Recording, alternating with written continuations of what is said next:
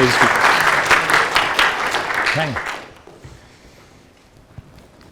Hello. And it's not often I have to look up. Most of the time it's down. Last year, I celebrated my 55th birthday in a professional esports gamer boot camp. Sounds like the start of a bad joke. But while I was there, a 16-year-old Fortnite player came up to me and he said, "Hey G, happy birthday." I just went, "Thank you, I appreciate that." Notice down, right? "Thank you, I appreciate that." And then he said, "By the way, how old are you again?" I said, "I'm 55. And he had that expression. You know the expression that you get on your face where you hear something but you have no idea what that actually means? That's the expression he had on his face. But he looked at me, and I was waiting, and he said, "Whoa, cool, you made it." And he left. And he left me with the same expression on my face that he had on his face when he left. But I realized there are so many things we hear, we have no idea what they actually mean. So that's a little bit about me. Now I'd like to do a little bit of field work with you. Yes, I'm that guy. I involve the audience, told you. So actually, I just have a couple of questions, and if the answers resonate with you, all I need you to do is raise your hand.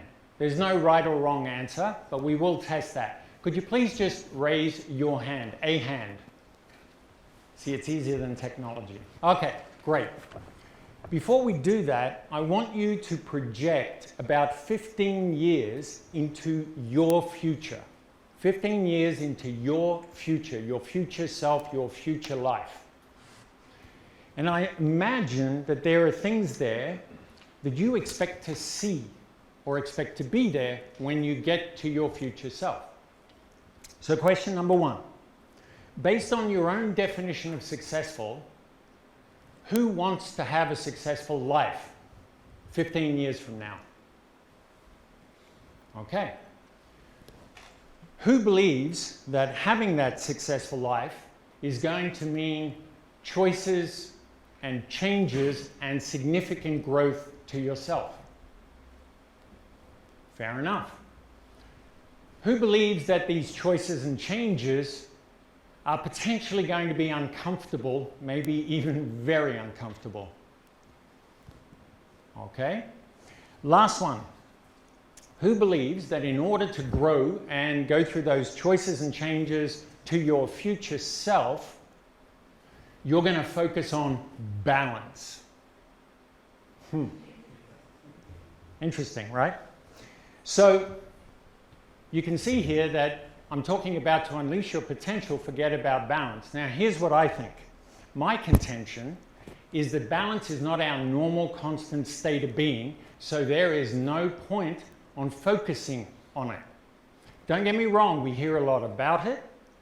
It sounds really good. Sometimes we wish we had more of it.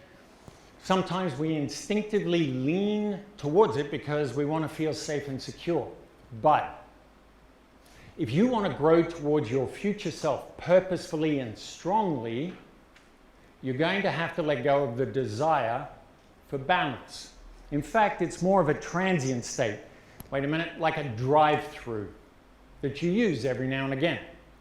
So if we think of state of being, for me, that is, life is actively being or being active in order to become.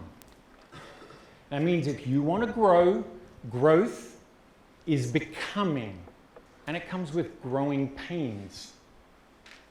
And becoming is what happens when you constantly move and bump and stumble over all of the boundaries and the opposites and the contradictions, all the flip sides of the things you think you know, plus all the things you don't yet know in life's vast breadth and depth.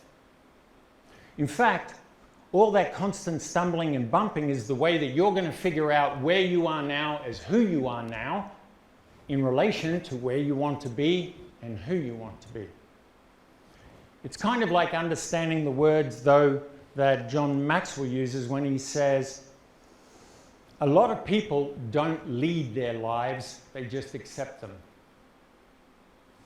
So, where is it that we actually start? All right, this is what we've got to work with. Sometimes it's not as much as we wish it would be, but it's okay. But we all start somewhere else. So, if this is where we're starting, my question to you is, what is one of the most important first acts of being that we get when we are young? What is it?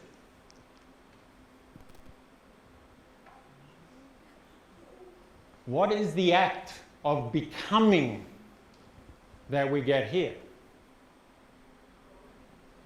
Crawl, walk, but much more than that. We learn to walk, we learn to fall down, we learn to get up, we learn to rush forward, usually to escape our parents. And as we basically go through our individual age stages of development, we get given a wonderful little survival backpack. And that backpack, well, sometimes not so little. And that backpack is filled up quite significantly already, arguably, during those younger stages. Some people call it baggage. But the question is, what is the backpack filled with? Let's take a look at that. It's another audience participation activity. So what I'm going to get you to do, very easy, with your finger, you're going to draw a shape in front of you, a 2D shape that I ask you to draw. We clear on that? Let's test it. Fingers, please draw the outline of Australia. I'm only kidding, come on. Let's make it easier. Ready? Please draw me a circle.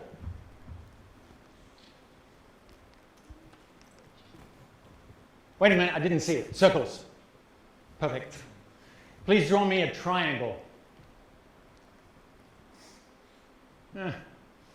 Please draw me a square. I'm watching that finger. Didn't move. Thank you. A little more difficult now. Please draw me a pentagon. Some math teachers just cringed. Okay, now it's the most complex. So let's see where we go. Please draw me an oblogon. An oblogon, not an octagon, an oblogon. Some of you may not have come across it. I'm seeing some attempts. Okay, help you out. I brought my own mathematician and engineer. Ramesh, could you please stand up and draw them an oblogon?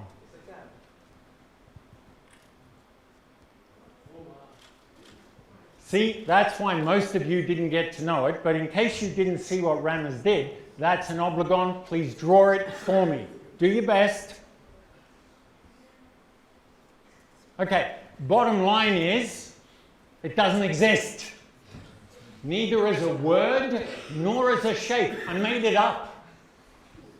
And yet, I'm betting that while some of you, sir, I saw that, some of you knew, they're going like, this is not real. I'm betting that a number of you believed what I told you about an oblogon. And that is what you're putting and receiving in your backpacks. You are receiving from adults, experts, experiences in different contexts, home, school, social context, culture. You're receiving a set of beliefs. They are beliefs about yourself. Uh-oh. Beliefs about others. Beliefs about the world around you. Beliefs about how life works. You're receiving beliefs about life, what to think, what to do, what to feel. Those are your beliefs, and you will act accordingly and they are in your backpack. They are what you are taking forward. But we don't always stay our naive little self, do we? No. We become our big naive selves. We become that self that suddenly goes, I want to be independent. I have my choices. I decide for myself. He's a good guy. Oh, sorry, that was a flashback. I have two daughters, 23 and 26. Sometimes that comes in, he's a good guy. Whatever you say, dear. All right? So we're grown up, we have that backpack. We've taken that backpack along with us, and it may feel a little smaller, and we may not feel it anymore. What we learned to walk around with before as a big backpack may feel a little bit smaller because we've become bigger. But it's still there. And like everything else that you had to grow with, it might not fit. It might just not fit. But guess what? You are now your independent self, teenager, uni student. I am free. Some of you are free to go. And now you will really start moving, stumbling, bumping into life's boundaries, experiences, flip sides, paradigms. Now you will do it a lot. Now you really get to feel where you are in relation to where you say you want to be in 15 years from now. To do that, you are going to lose balance, and you are going to be tempted to think about balance. You are going to want to devote so much more time to balance. But I have another option for you. I want you to develop yourself. Sounds kind of like the right place to be saying that. You get to develop yourself. These TED Talks is one way of you developing yourself, right? Okay. So when I ask people, what are you doing to develop yourself? I'm hearing, I'm learning, I'm getting more skills, I'm growing, I'm becoming more than I am. And I said, that's really great. But could it be you've got the wrong understanding of balance? And you've got definitely the wrong understanding of develop. Because if you look at the origins of develop, and it's mind-blowing to me because in German there's another word means exactly the same, entwickeln, 2 parts. You are wrapped up. And your job is to unwrap yourself. Unwrap, unfurl, unfold, reveal who you really are. If you want to develop, but you're busy looking out there at jobs and social lives and how do I get through all of this life? And you ignore the fact that you're carrying a survival backpack that you didn't fill yourself. It is outdated. Tell me you agree with your parents on everything. I disagree on certain guys, clearly. All right? But you can develop yourself. You can find ways, I'm going to say every day, to unwrap that backpack and look at the sorts of things that are in there, the beliefs that are holding you back, the beliefs that you know do not fit to you. Whoops, hitting the mic. The beliefs that you know do not fit to you. The ones that are yours and that you can take with you as well. Maybe you take some inspiration from the ancient Greeks. Sort of story, go to the temple of Apollo at Delphi, ask the oracle about your future. Will I win the war? You know, what will happen? And walk across the forecourt to the temple, past the words Gnothi Saueton. In Latin, nostite ipsum. People might have come across it. What does it mean? Know thyself. So you want to tell your future, start getting to know yourself. Maybe you'll know a lot more about your future than you think. So I want to, well, I've taken balance from you, right? I'm telling you, don't focus on balance necessarily. It's a transient state. You want to discover what's inside? Have a little read of what Aristotle called entelechy or entelecheia, the perfection within, the potential, that with persistence you can make it complete. It's already there. But to get to it, you have to develop yourself. So instead of focusing out all the time, think of focusing inwards. Think of leading your life and not accepting your life. I understand that balance is a beautiful thing to hear about and a beautiful thing to think about and to wish for and to want more of. But what I'm saying to you is if you want to get ultimately through those doors and into your life, you're going to have to change something about that backpack that you're carrying with all those beliefs.